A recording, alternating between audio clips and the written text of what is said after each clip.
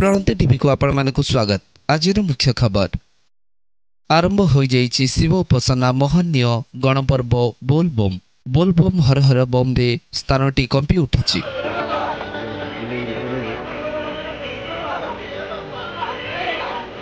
शिवशंकर भगवानंकर महिमार भक्ति भावनार एक महनीय परंपरा।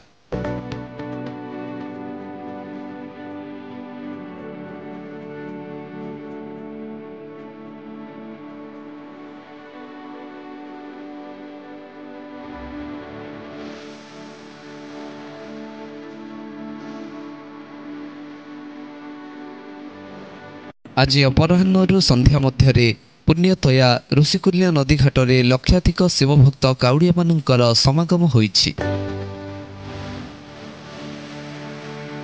पुण्यतया ऋषिकुल्या नदी घाटरे काउड़िया भक्तों अगणित पुरुष और नारी सम्मिलित होई नदी पठारे बाली शिवलिंग स्थापन करी यथारीति स्नान सारी पूजार्चना करि सारी कांधरे चल बोही नहीं जाइछंती। प्रथम सोमवार प्रातःरू शिवलिंग जलाभिषेक करने अवसर में आज गंजाम सहर उपकंठरे ऋषिकुल्या नदी घाटरे काउड़िया समागमर नियारा दृश्य देखा मिली।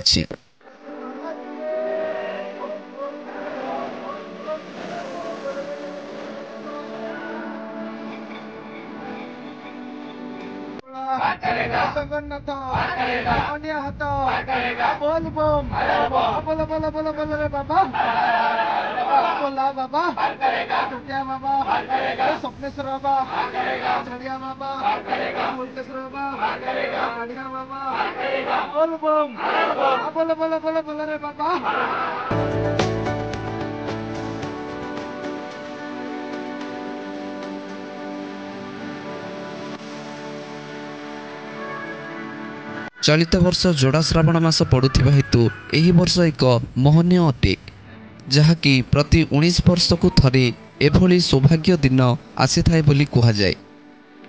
तेणु चलित वर्ष बोलबम पर्व प्रातः 60 दिन धरी काउड़िया माने निष्ठापर भावे शिव उपासना करिवे बोली जना जाए।